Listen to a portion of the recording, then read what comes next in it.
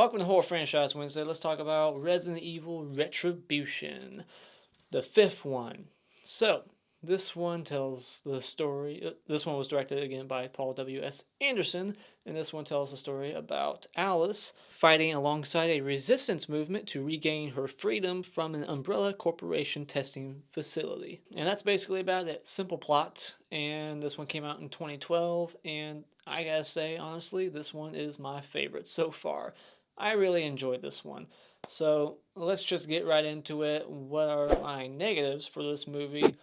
I was not crazy about the character of Ada Wong because her performance was like she was like a robot. Was she a robot? I was waiting for any moment for her to pull like a Ellie Grimbridge in Halloween 3, and they were gonna be like she was a robot the whole time. I was gonna be like, that makes sense now because she is so stiff.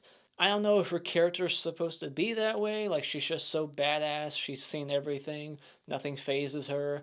But even when she's supposed to be like curious, asking questions, like she delivers every line the same way, and it just got on my nerves a bit. It's like put some fucking emotion into your character. And once again, I'm not a fan of the CGI blood. I wish they would just do practical, like when there's a chainsaw sawing a dude up. It's all like awful, distracting CGI blood, and I don't like it. It takes me out of the moment. Why can't they just go back to the old days? I mean, this movie has a big freaking budget. It has a really big, production value to it. They could afford it, I'm sure.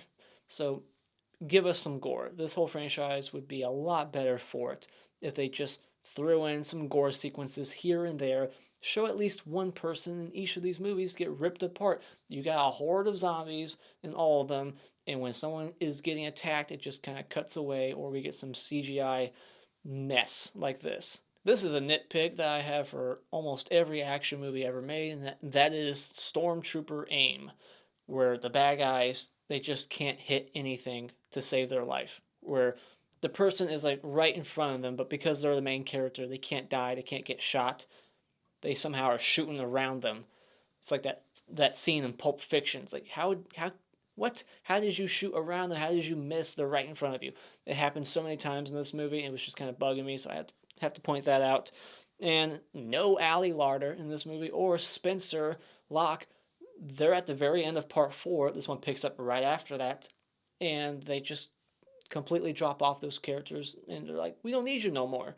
We're not going to incorporate your characters into the story of this one. You're pointless. We're not even going to talk about you. Alice brings them up once at the beginning, like, what'd you do with, those characters? I don't know their names, but like, what did you do with them? And she doesn't get an answer. So we never know by the end of this movie that if they're alive, if they're going to come back in part 6. I hope so, because I like those people. I want to see more of them. So, yeah, where are they? Now let's get into my likes for this movie. I really like the opening credits. It's just all done in slow-mo and reverse. I also like that it's continuing right after part 4, so there's good continuity here, except you don't see Ali Larder and Spencer, like, where are they? So we don't get those answers here, unfortunately, but hopefully they'll come back in part 6, but this is the same location. This is what was promised at the end of part 4, so it's like it's picking up right after, and so I like that. They don't ignore shit, and it's just beautiful. It looks awesome.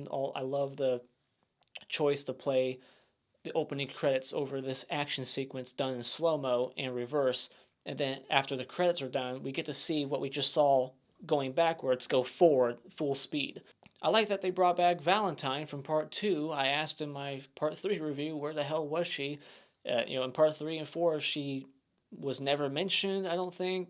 It was just like she never existed, and she was alive at the end of part 2. So I was like, where the hell is she? And then she's in this movie, and she's got like the spider thing on her chest, so she's being controlled. She's a puppet working for Umbrella, so I like that they brought her character back. And I guess that was her at the end of part 4. I had no idea. I didn't recognize her, but she was teased at the end of part 4. I didn't even know that was her, so that's why in my last review I never said anything about it. I didn't know that was Valentine until they said her name in this movie, so then I was like, that's Valentine from part 2. And I also like the score by Tom and Andy.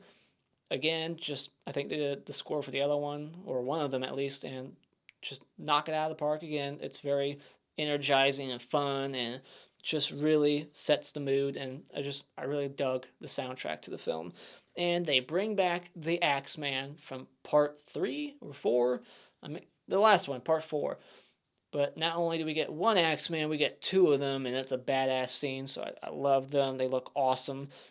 And I love the idea of the simulation room.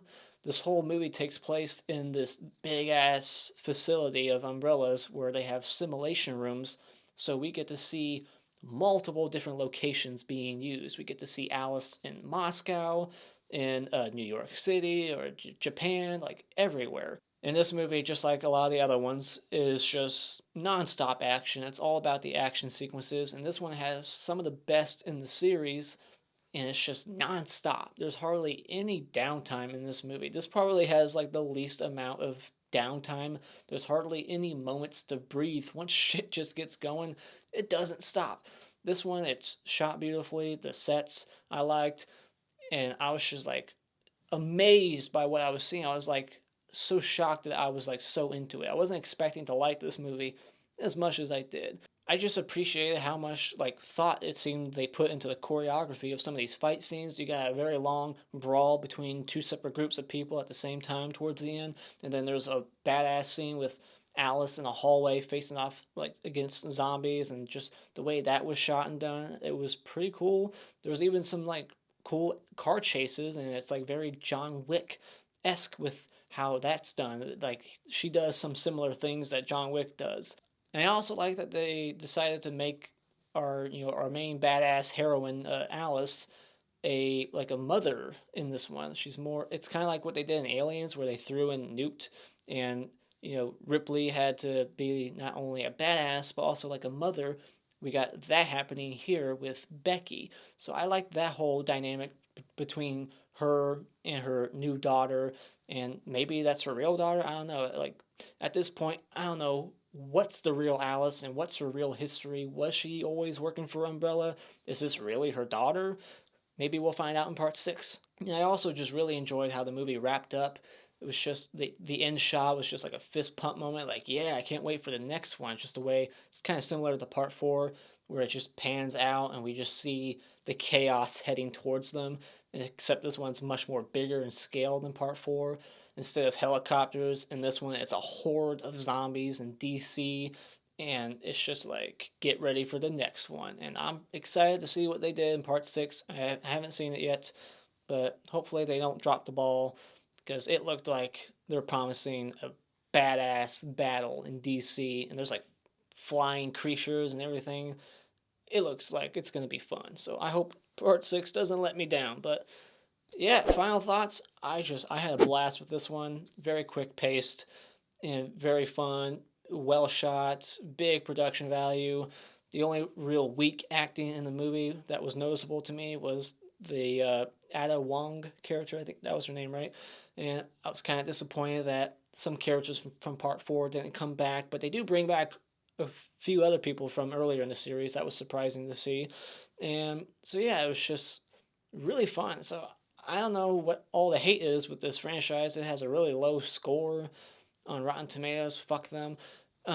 If you're just looking for a mindless, entertaining action popcorn flick, this is the definition of one. It's just, it's not very much about the story. It's just a fun action movie where they're just trying to get from point A to point B, blow up this evil, facility, and get out in time before the bomb goes off. It's just an action movie, really. It's not even really a horror film. So when it comes to Resident Evil Retribution, I'm happy to say that finally there's an entry in this franchise that I enjoy enough to want to actually watch it again and again, and I can actually recommend that you go out and buy it. Alright, time for a spoiler discussion. So in the opening, we get, again, narration, and I feel like it's the same monologue that she's giving in the other movies. We get like the recap. It's like, I get it, you gotta catch idiots up to speed who haven't watched the other ones for some reason. Who's gonna go watch a part 5 of something without seeing 1 through 4? But it was like the same things that she was saying. Hello, my name is Alice. I used to work for this corporation, and then this happened, and there was an outbreak. It's like, didn't you just say this in the last movie, in the last movie, in the last, but like, she's saying the same thing in every freaking movie. It's so repetitive. I'm getting like deja vu. I'm like, what the fuck? I swear she just said this. And then Carlos is back, and after the whole opening credits sequence, which was pretty cool. She gets knocked out. She wakes up at the Umbrella Corporation, and somebody lets her out, and then she's in a simulation room, and she is married to Carlos from part two, and she's got this death daughter, and then she bumps into Michelle Rodriguez from the first one also, except she's not the same character. So they're just like avatars. They're fake people. They, at the end we see the whole facility, how they're like making all these clones, and it was just fun to see them. And that like uh, jump scare, I guess if you want to call it that, the car accident, that really got me. It was like they're driving down the road, and it all felt like the opening of the Dawn of the Dead remake. Because everything's just happy and normal, and then all of a sudden zombies are breaking into the fucking house and they're running around, breaking into the bathroom. They have to like jump out. We get like a cool shot of like the whole neighborhood like up ablaze. Everything's just going, you know, everything's just chaotic and cars are exploding and shit. Like that was awesome. It very much reminded me of Dawn of the Dead, the remake. And then the car just comes out of nowhere and smacks into, you know, Alice's car with Michelle Rodriguez, and it just was like a whoa moment. And then I thought it was cool that they brought back the opening of part four into this movie in the simulation room. She ends up in Japan, and once again we get Alice waking up naked. It seems to be like a checklist for all these movies, like Alice naked, check. Like we gotta show off her body in all these movies, and so that hallway fight scene with her was pretty badass. I just like the way that played out. And then Luther is back, and it's kind of convenient how they got him back into this movie. Like he somehow found this group of like mercenaries that was hired from DC to go fetch her at this underground base. I don't know where. I think it's somewhere in Asia somewhere, or like underneath Russia. I forget where they are. But yeah, like he's in California at the end of part four, but somehow he ended up with this group sent from DC, I think, to go get Alice. So I'm not sure how he bumped into them, but whatever. They brought him back, so I like that.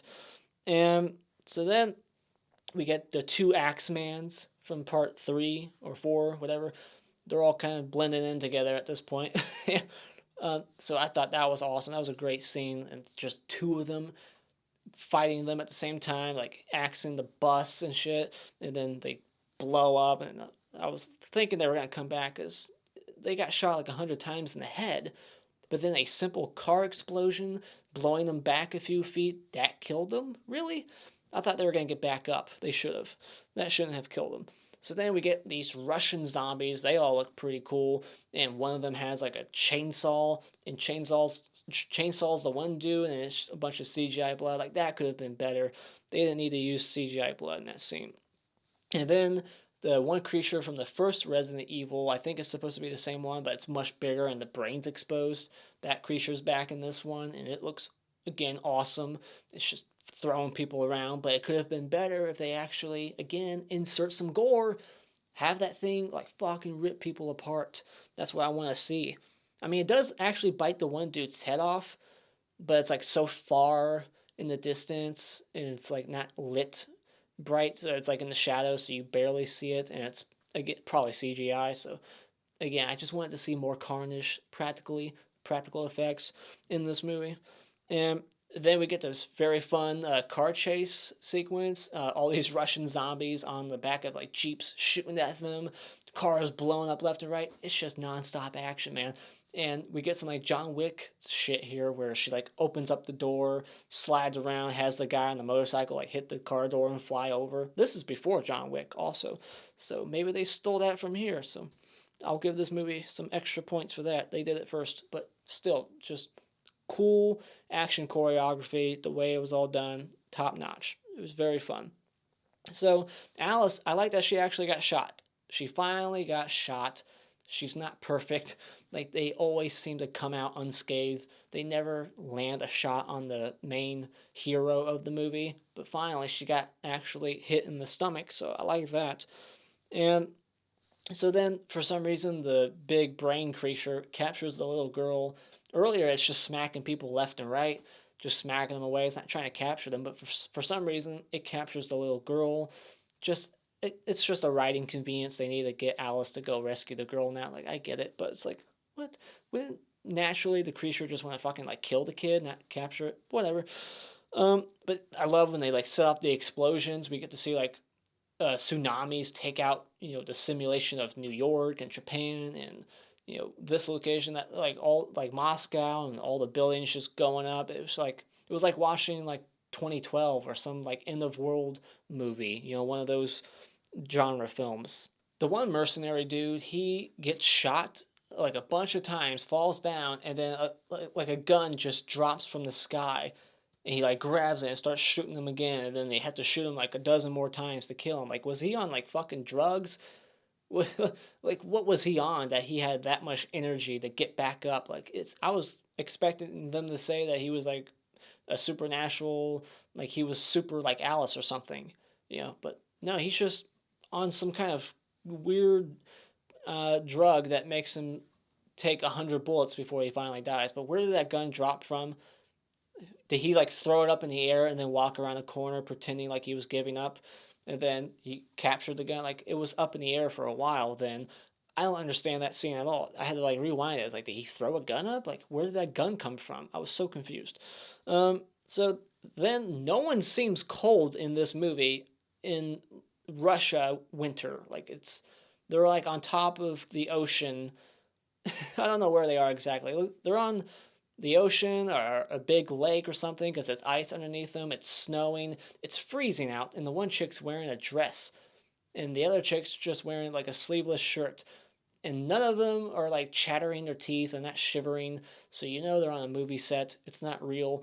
So then we get some brutal Mortal Kombat like fighting, where we get like x-ray shots of like the bones inside their bodies cracking from the blows that they're being delivered from Michelle Rodriguez. She injects herself with some kind of super drug and starts kicking the shit out of these two dudes. Meanwhile, Jill and Alice are fighting, and by the end of it, when it's like she's about to get killed, she finally like remembers, oh yeah, I gotta take this spider thing off of your chest and then you'll be normal again. Why didn't she do that right away? I mean, she should have remembered from what happened with her experience in part 4 with Ali Larter's character, that that's all she had to do was take the red spider thing off of her stomach or chest or whatever. Like, I was questioning the whole time, like, why isn't she just taking that fucking thing off? So then at the end of the movie, she's in DC and Shades. I thought he was betraying her, like I thought he would instantly. But no, he gives her powers back that he took away in the last movie, because he needs her for the next movie. He says that she's his most valuable weapon, so he's going to use her in the next one to start kicking ass once again. And yeah, we get that awesome shot of DC just under attack by the horde of zombies and the flying creatures flying around. Looks very awesome. I can't wait to see what they do in the next one. So what are your thoughts on this movie? Let me know in the comments below. And as always, if you like what you've seen here, you can hit this like button and become a subscriber today just by clicking on my cartoon face in about 5 seconds. And remember, it's just an opinion. You don't need to get upset about it.